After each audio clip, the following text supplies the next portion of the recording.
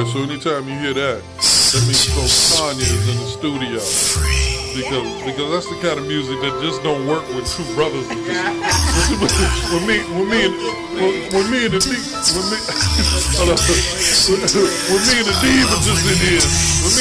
just in here, we just ain't playing dance for me. It's just not happening.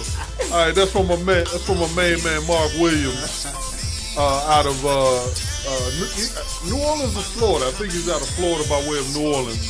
And that's my man Mark Williams. Hello, how are you? This family? You know these folks? Oh, I know these folks. Dude! Hold on, y'all. I'm having a moment. You know what I love about you? Is that the show was next week with you on it, but now it's this week. All right, so pull up this chair right here. Hi, darling, how are you? Don't you just love him? I just love him. Don't feel bad. Because I almost didn't make it. I said, no, it's today. So you all, y'all don't pay attention to me for a minute. We're gonna reset the cameras because I just have another special guest came in the environment, and this is gonna be that much more fun. Hey, cuz. Now I gotta mic you up. And your taste in clothes. But you know what makes me happy, baby? Do you know what really makes me happy? I love it when you dance. Okay. When you dance. For me. That music affairs in the studio right now. Your poetry in motion. A treat for all eyes to see. Your movements Don't make that kind of noise, man. Hey, Chris. Don't make that kind of noise when I'm making it. I don't want Mr. Coach calling me something. What's that noise? Oh, in case y'all haven't heard. I don't like none of y'all. That's right. I don't like y'all. I love you. Got my body with me.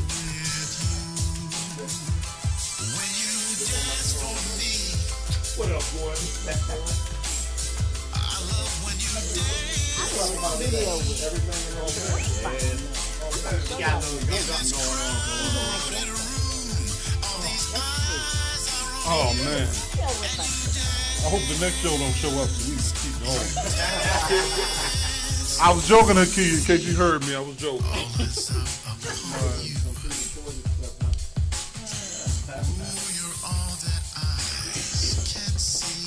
All right, folks. As I mentioned to you earlier, that must be Coach Tanya must be in the house, because I wouldn't be playing that. And now we got a full house. And Roland Bubba Grimes here, Roland Grimes Show, live, Beauty and the Beast version. I'm going to unmic or unmute all the mics. Brother, turn that one on and give me a quick sound check. Say, hey, y'all. Hey, y'all. There it is. Adib, talk to me. Oh, man, I'm talking to you. Coach Tanya. Yes, sir. That's what I'm talking about. Everybody give each other a hand because we made it. That's a blessing. So, look, my mama's going to kill me because you were on air and I didn't tell her. She's going to break my neck. Oh, I'm so scared. You better call her up now. Oh, I know. I'm going to do it as soon as I turn this over to Tanya for a minute. Okay, and first you got to back up since I ain't been here in a minute. Oh, man. You got to do the intro. I got to introduce you. Oh, man. You forgot? I ain't been here in a minute. You know what? I mean, you can tell I'm slipping, right? All right, so let me rewind. Right? Okay, here we go. Welcome, folks. I'm Roland Bubba Grimes, the Roland Grimes Show live, Beauty and the Beast version. Here with my delectable co-host, Coach Tanya. Coach Tanya, how are you? I'm good. We haven't seen you in a minute. No. All right, so now you're here for an hour. So let's make this happen. And I'm here with Roland Bubba Grimes, the chocolate troglodyte on a Monday night. Ooh. What was that name? So nice, say it twice.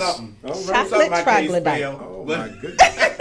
Hold on, say it again so he can take it with him. Roland Bubba Grimes, the chocolate troglodyte on a Monday night. Okay. Right. Yeah. That's his Parliament Funkadelic. Yeah, that's the Parliament Funkadelic coming out. That's what he was called. He was on that stage. Right? Yeah. And you can't have it. Your chocolate troglodyte on a Monday night. Glad to be here. Coach Tanya, Yes, fill me in. Fill us in. Wow. When the last time I've been here? Okay, let's not talk about that because I'm starting to get a complex. I've been to Florida, and then I've gone to Ohio. I just got back from Ohio from a convention. I was in Florida for AAU basketball. So now I'm back. I'm not going out of town anymore. I don't think. Yeah. Not until after my event, so I'm back. So let's talk quickly about your event. Tell us what's going on. It's called the Ultimate Man Series, Transforming the Man, Mind, Body, Soul, and Spirit, and Finances. Okay, let me turn your mic up a little bit and have you say that again one more time. The Ultimate Man Series, Transforming the Man from the Inside Out, Mind, Body, Soul, and Finances. It's going to be September 30th and October 1st from 10 to 4 at the Holiday Inn in Largo. And we will be discussing grooming, health and fitness, nutrition, mentoring, fatherhood, legacy building, and wealth building. Right. So it's open to men ages 18 to a gazillion, and tickets are $50 for both days. If that gazillion-year-old dude show up, you don't have to sell no he gonna give some wisdom. Wisdom, you can sell him. You can sell him. You ain't got to sell no tickets. His blood. And the first 12 people to purchase tickets will get a gift certificate worth $200. Oh, 50 for 200. That's Hey. That's always a good investment. That's a good deal. Yes. All right, so you first 12 people, y'all better get moving. Yeah. Hit me up on Facebook, or you can go to Eventbrite and look up the Ultimate Man Series, or you can go to my website, DKD and Associates Event Planning and Associates.com. And if you didn't catch all that, you also can look her up with me. Just Google Roland Grimes and see what comes up, and then I'll connect you with Coach Tanya in the Ultimate Man Series. Gentlemen, you know she named that series after me. But I got a quick question for you mugs. Like, have any of you ever been to a conference that was based on the development of the man inside and out? If you have, tell me about it. If not, just let me know so that I can put it out there that way. Because I've never been to one. That's a good question. That's a good question. I'm gonna have you pull the mic up. I'm gonna have you pull the mic up closer to your chin. Quite frankly, no. Not just specifically about men. I mean, I've been to a lot of conferences in which they taught or spoke about and raised the awareness to fitness, nutrition, all the things that you mentioned, particularly wealth. I'm on that wealth building thing, you know what I mean? But specifically for men, nah. So that's a great thing. Talk to me. When I was going to a church called New Beginning Way Across, I'm still a member there. I don't attend it as regularly as I should, but I started a program called Boys to Men, and it was specifically guided to give the guys kind of steps to becoming a young man, to becoming a man. Okay. And we developed a program where we taught them about their hygiene. Mm-hmm. We taught them how to, Well, I'm going to need you on September 30th and October 1st. Okay, I'm always down for that. Yes. But it really helped the young men out because, at that time, young men now don't like to wear suits and stuff like that. Mm-hmm. So we taught them how to tie bow ties, Windsor knots, and all that type of stuff to get really ready for the real world. Mm-hmm. So that's a very important program you have going on. I'd be more than happy to participate. And that's kind of what I wanted to do. It was to, because you always have seminars and different things for women. I did an event for women called the Divas Day of Beauty. And I had different vendors come out that were geared towards women. And I wanted to do something for the men. Like you say, teaching boys how to wear a suit, what are the 5 suits they should have in their closet, the 5 different colors, about getting manicures and pedicures. Boy, you gotta teach me you that gotta stuff. teach men too, yes.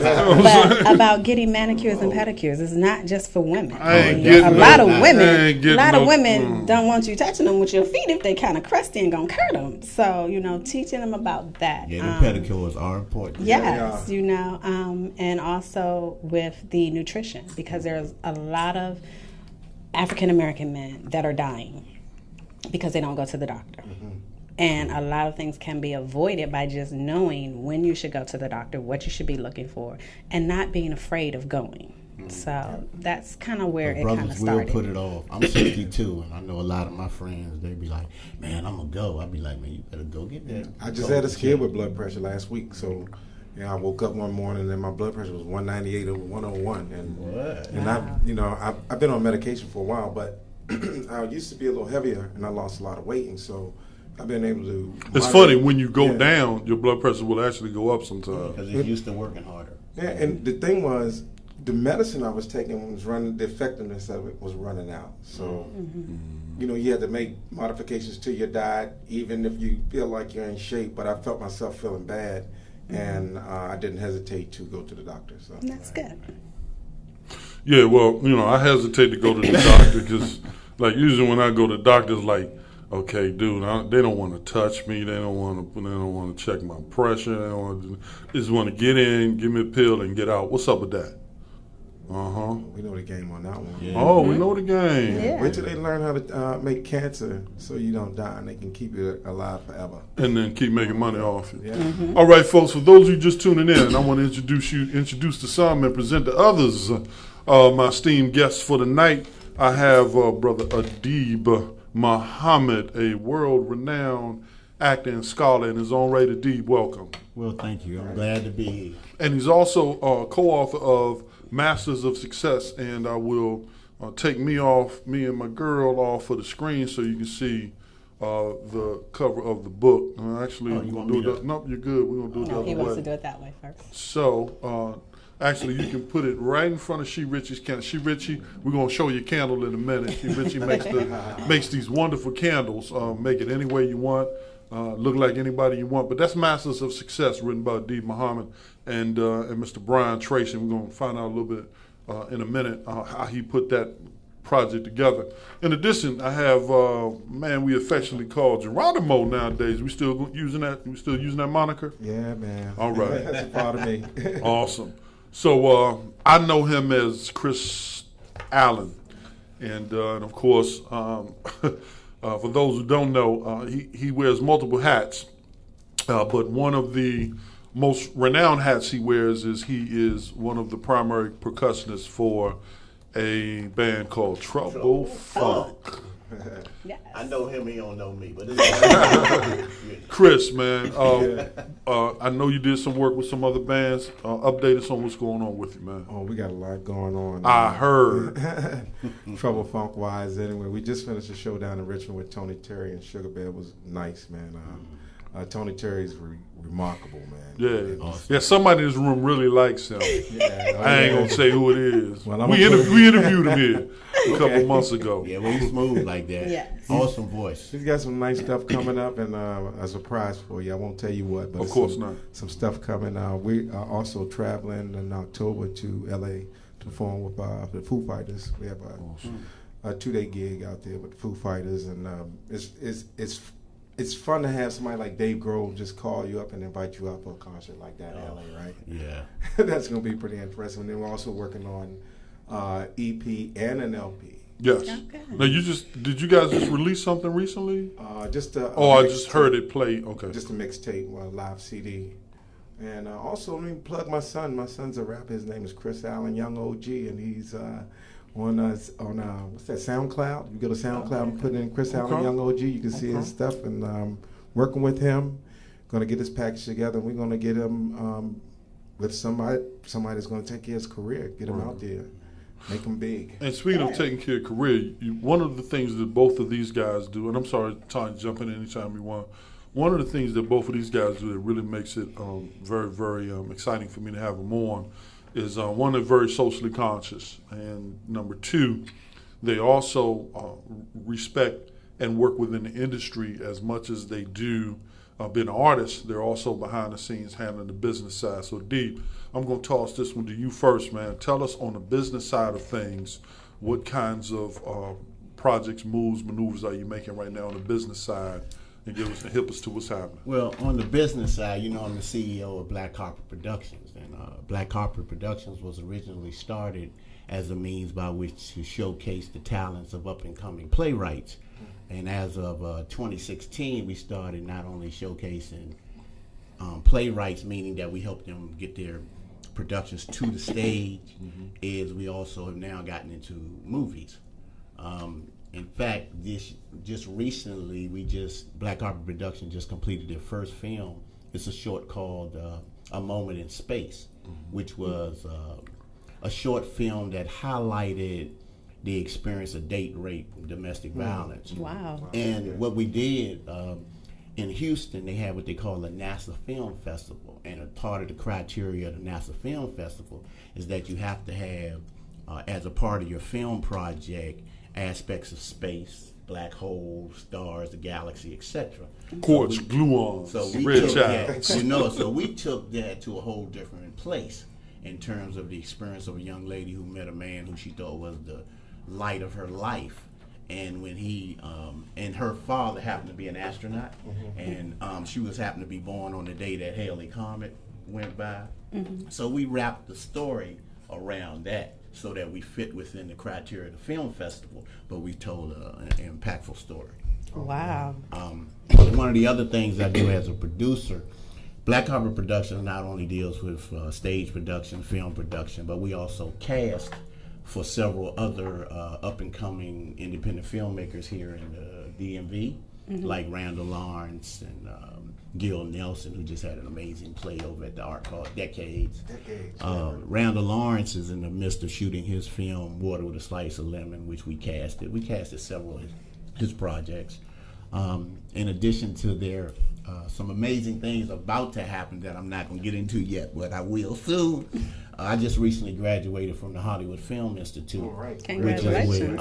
Thank you. Which is where Quentin Tarantino launched his career. Spike Lee went there, Will Smith, Queen Latifah, Christopher Nolan, and Kevin Smith, which are some high-powered people that I'm sure you heard their names before. Yes, indeed. So, there's just some amazing things happening because as a actor, I'm involved with several other major projects. Like I'm in 2 Amazon series that'll be dropping, one in October and one later the spring of next year.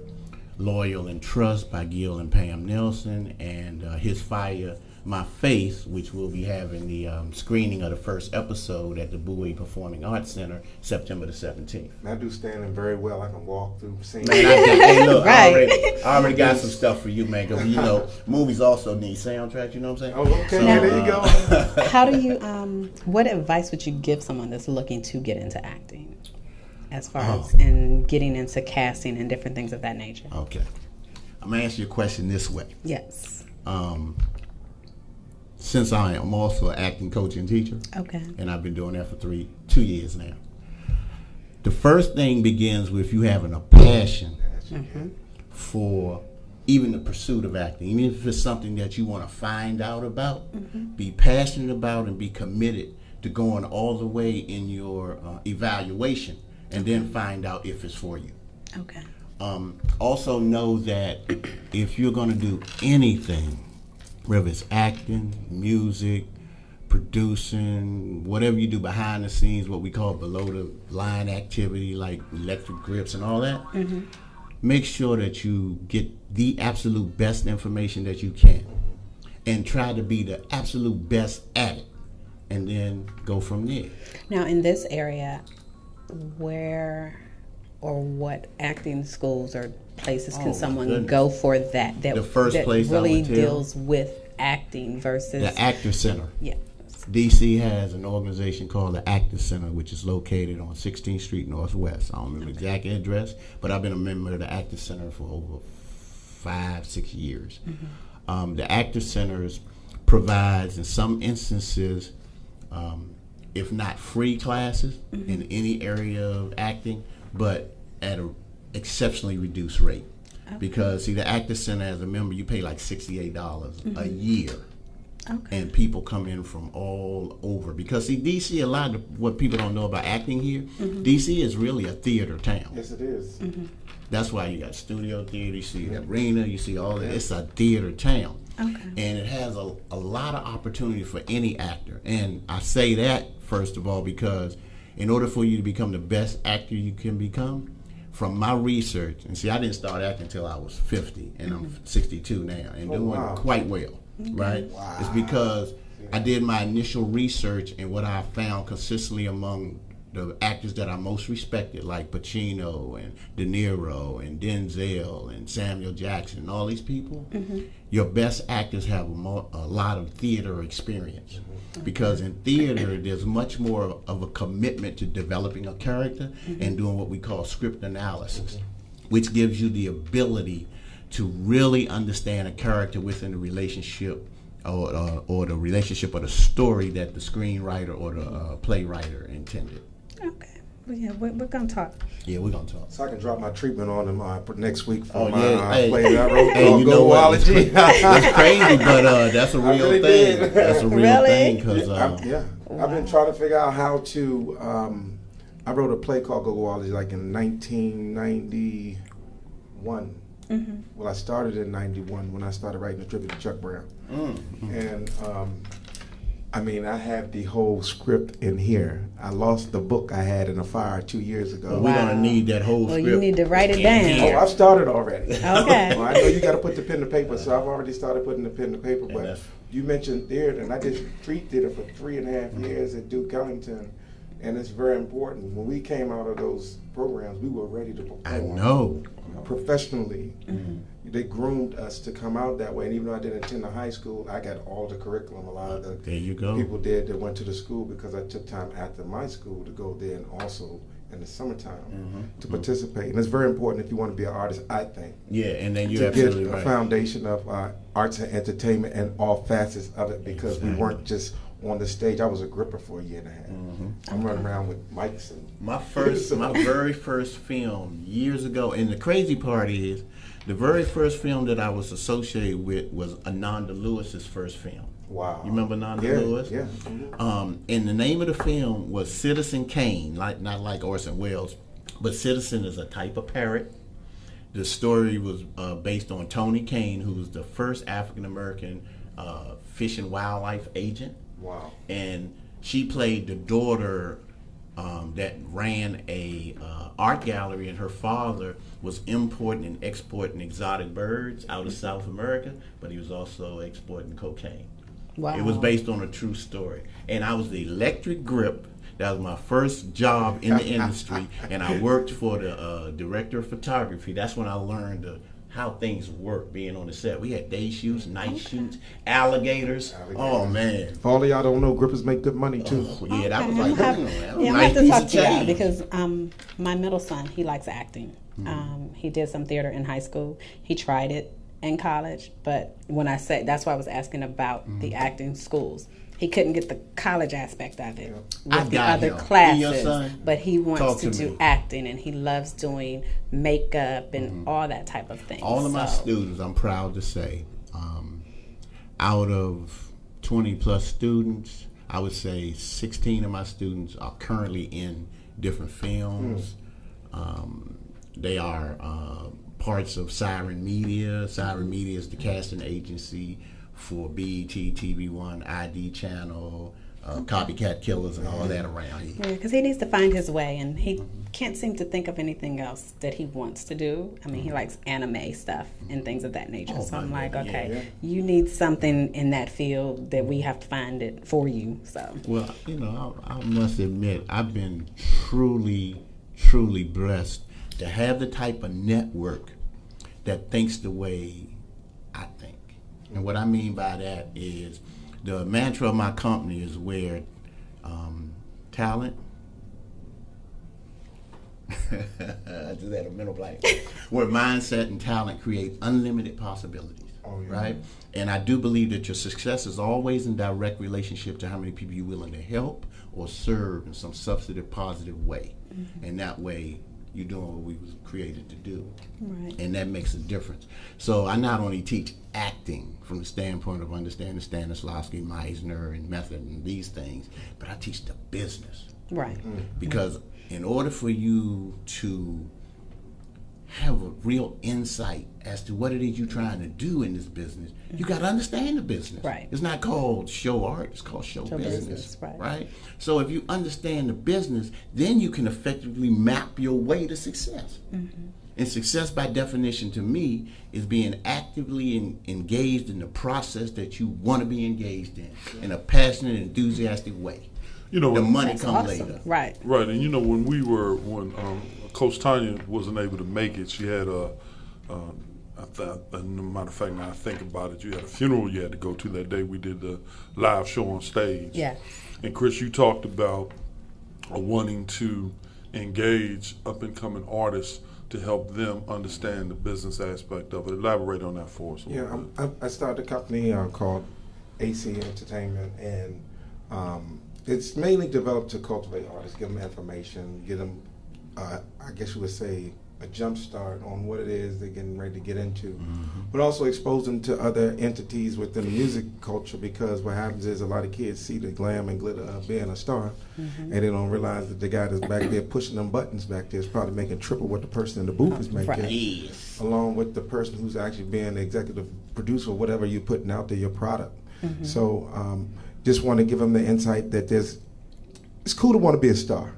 Everybody wants to be famous, you know. Most people want to be famous and people know their names, but it's also cool not to be a star, make a lot of money, and it's so wide open. A friend of mine, you know, Henry Gaskins, went to Gonzaga. He's the executive vice president at is it Epic now? No. It's gosh, the record company will come to Def Jam. He's at Def Jam. Okay. He's the executive vice president of marketing and direction at Def Jam. And he used to work for Pro Serve. As a matter of fact, he's the one who worked out Labs' first professional contract. Wow. So, and he's from DC. So, but he's now the executive vice president up at Def Jam. And the things that those guys will tell you about how to bring our artists in and the other opportunities that are available to people that want to come work in the industry. He says that people walk in the office and try to get a deal. They see the other jobs and go, well, what does that person do? And what does that person make?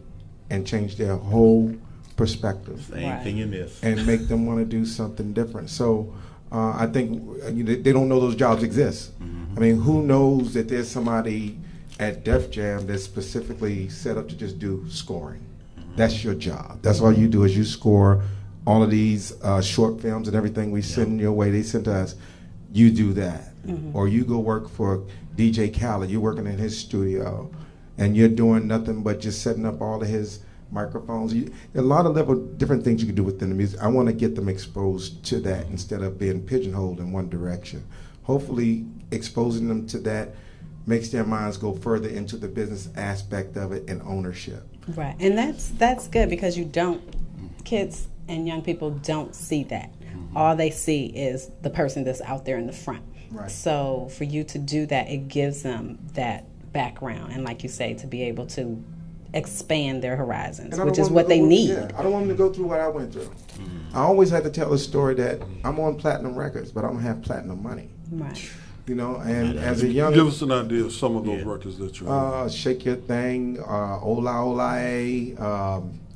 I did a little cowbell on Slave to the Rhythm of Grace Jones. I didn't get a credit for it because I just took me to the studio early in the morning and say, hey, I need you to drop a bell right here. I wasn't really paying attention to it. They gave me $500. That was great for me. I was 16.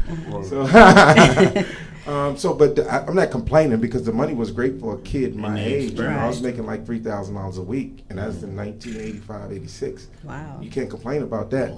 The only thing is we didn't have any idea about the residual income. We didn't know anything about performance rights or, registering with ASCAP because I just wrote a part on a record or anything. I didn't know anything about that. So it took my experience to go through falling on my face to be able to know what I know. Of course, trial and error is your best teacher.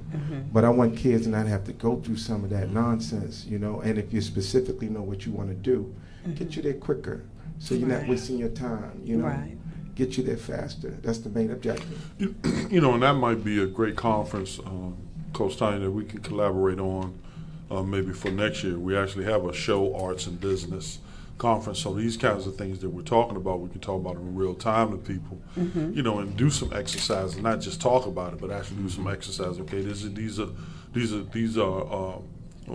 These are mock contracts. Right. All right, read through it. Tell me what you see.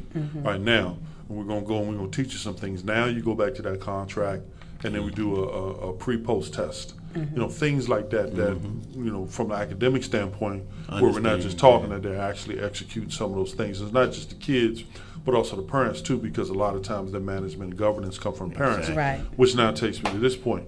You nor I came from a background of a family of artists. I had no idea that this was going to happen. Yeah. And neither did you, for me. Yeah. You know, I mean, you were playing your drums in the basement. Slim, you know, I wasn't in front of a camera doing nothing other than running that rock, which you'll tell them about before we leave. All right, so I got a couple of stories. you know, Oh, I want to hear those. Yeah, I do want to hear yeah, those. you missed it live. I'm I gonna want save to the hear juicy those. one for last. That's the best one. I mean, it's the Okay, best one. make sure we have time for I'm that. just gonna call that one before I preempt it and call it falling a little short. See, you don't never say that to a big black man falling a little short. That has all kinds of connotations, honey. Right. You know what I mean? So he's not. Never mind. I didn't go there. You did. Well, you know I'm gonna go there at least one time during the show. You know, so on that basis, now you didn't come from our families. Our families were rooted in artistry, artistry to an extent. I don't know how I fell in love much? with it. How much? Yeah. How I think from listening to old music, I used to be in love with 78s. I like, you know, my brother liked 45s, but I like the 78 records, the way they sounded, and the 78 music was older, right? All the records on 78s was like 1940 and 50, Right, yeah. right. early, you know, like Right. I mean, way back there, and you get that crick little sound. I like that little crackle, A little little sound. crackling in it. And I fell in love with the tempos, and I fell in love with the melodies, and I just started banging on stuff, man. If you talk to my mother, I broke up a lot of stuff in her kitchen, you know, because I wanted to play the drums. Now I saw you break stuff in the kitchen. So they need to talk to your mother. I was dead. It was the only way for me to have an instrument, to have money to buy an instrument. Like I would take paint buckets and I would empty after paint halfway out.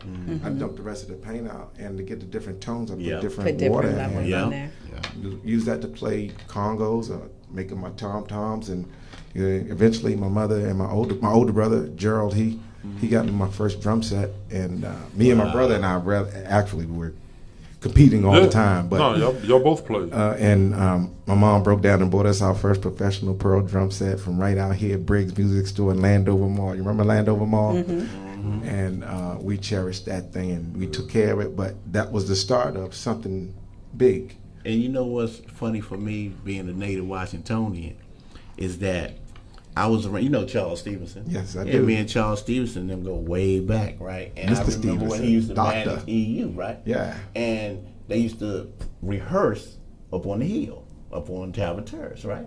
And so I've been knowing band and all them. I done watched them change drummers and all that in the early days of EU. Right. Before they hooked up with Spike Lee for the joint. Gotcha. And From the it Butch was days. like, at the time, see, I was a singer. But I didn't fall into the go-go thing. I wish I had in a way, but anyway, and because we used to do the talent show up at Our Lady of Perpetual Health up on the hill. Yeah. And you know, me and my cousin, and we came in first one time, we came in second a couple times. But the funny thing about family, my mother was always, why don't y'all shut up that noise down there? Woo, woo, woo, you know? But when we go perform somewhere, the people loved it. But you know, you kind of want your family to appreciate something you're doing. Exactly. And it made me kind of, and I'm a singer now, but I didn't come back to singing from being a kid until I was 38, 39 years old and started going to karaoke. And since then, I done opened up for Brian McKnight for President Obama's first inauguration. Wow. I done sang at different events and stuff. That's the other side of the entertainment thing. Because the way I look at it, I went from singing to acting to producing, and then from producing to directing. Wow. You know, but all of this, I'm an old dude. You know the thing about it. You also have a military career. Oh yeah, I'm a Vietnam era veteran. Yeah. You know, so when you think about it and talk about the evolution of folks around, I mean, you have another career. Yeah, I'm an 8-year vet too. Yeah. I mean, Right. You know, and then you have a career in technology. yeah. Yep, I was a major accounts executive for technology firm. I was an operations specialist.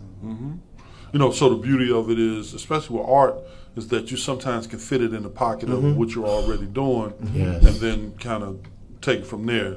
Structure is important.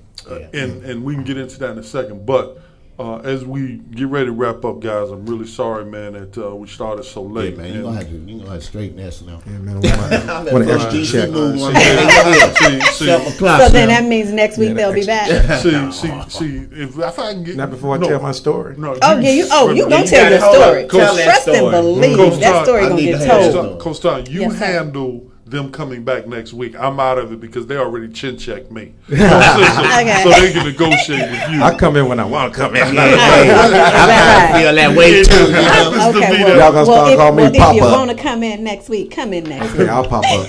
So you're socially conscious, and I mean I'm just using that as a catch-all term. But the bottom line right now is we're having some exposure right now to race and cultural relations and protesting, etc.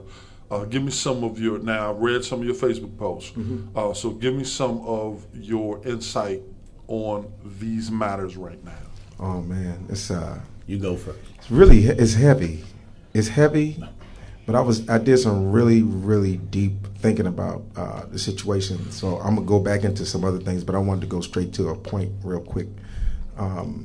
As much as we want to talk about Donald Trump and everything going on, the one thing I have to give him credit for is he bought that root that was buried deep in the ground that everybody thought we were imagining when we walk in the room. We talk about the man and we talk about what's on our back or black man feeling a burden, but I really can't explain what that burden is, but now you can see it. So as much as I hate everything now, not hate, but don't like what is going on, you know, it's important he came out because guess what? All those people that was hiding in the woods, hiding underneath the trees, hiding underneath they are out. They're exposed. And what I'm really enlightened by actually was watching all of the white people that came out to show people, hey, we are all not like that. And for me, it's actually kind of inspiring. As much as I despise some of the things that he's doing, because as a veteran, people ask me, do you get upset when people burn the flag or people say bad things about the military? Absolutely not, because we protected their rights and their freedoms to do that. That's why we went out there and we put our life on the line so you could do that. That's your right. I have a problem with somebody who can send my comrades to death and not understand the impact or what it entails. You know, on one of my Facebook posts, you'll see that I put, in war, real people die in real war. And, you know, it's easy to say we're going to commit 2,000-3,000 more troop over there, but it's not your son. Right. And it's not a big deal until it hits your back door or your front porch and somebody's bringing a flag to your mom or your dad or your spouse. And that's why I tell people all the time, if they call me today and say, Chris, we really need you to come back and get on a boat and do what you need to do back in the day because we're short, I'd jump on the boat quick because I love my country that much. However, I would do it with some protest because of this president. You know, and keep that in mind. I'm going to switch it to you real quick, and I'm going to say it this way. Many African-American servicemen, I've heard from them, you know, I love my country that much, but you know what? My country never loved me nearly as much as I love it. Yeah. And just passing on to you from Vietnam era vet to what you're watching in the streets right now, what are some of your thoughts? Well, my primary thought, to be totally honest with you, is that I just feel like it's a darn shame that things haven't changed from the things I experienced in 1972. Wow. I was one of the, I'm a Vietnam era veteran. 1972 I went in. I was in Korea all of 74. I came back to D.C. and was stationed at Walter Reed.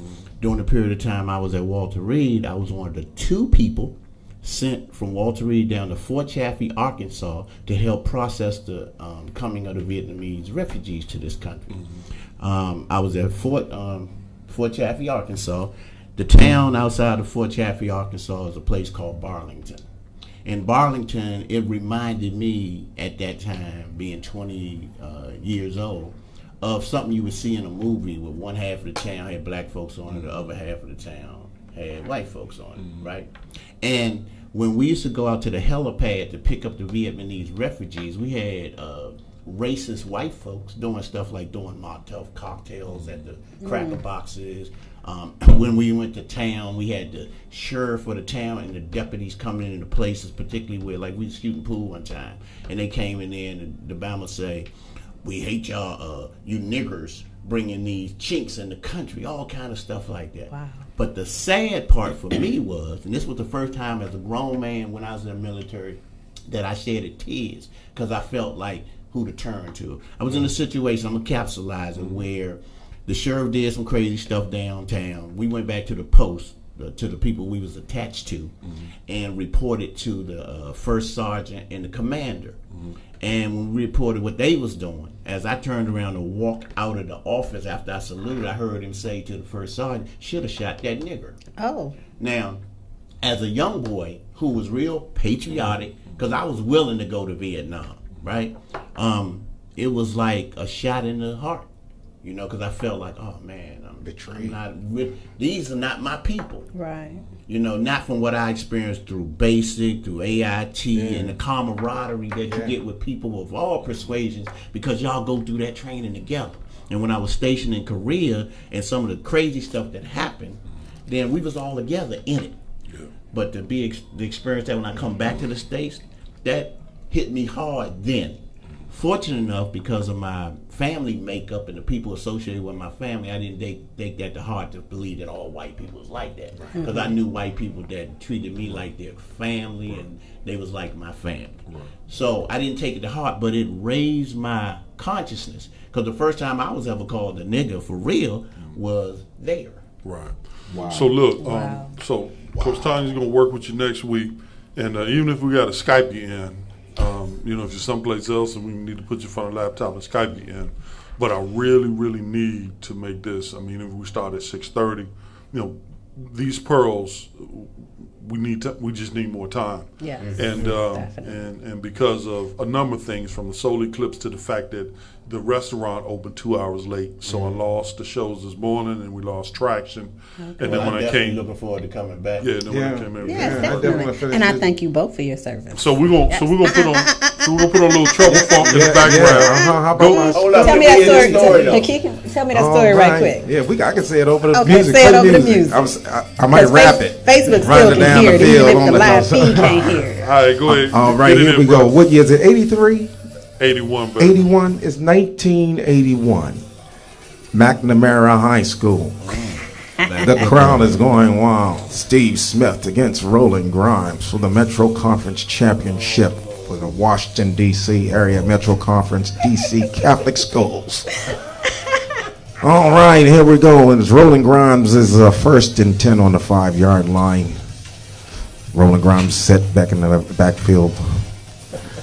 There's the snap. Gives Roland Grimes. Up, down the left side. Oh, 40, 50, 40, 30, 20, 10.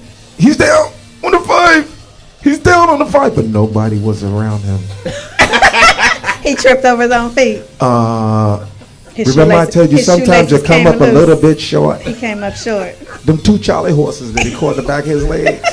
This boy ran 95 yards and caught 2 Charlie horses. He couldn't crawl and across could the not get that ball past 5-yard line. I thought his mother was going to cuss. No, he didn't. It was a game-winning touchdown. She said, let me tell you something. That was one of the most funny things ever. Now, what? I didn't laugh.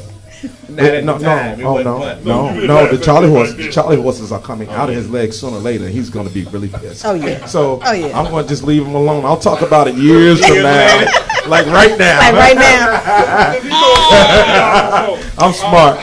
Thank you all for tuning in to the Roland Grimes Show, Beauty and the Beast edition. Tune in next week, same time, same place, Monday night. Bye. You cramped up. Oh yeah, man.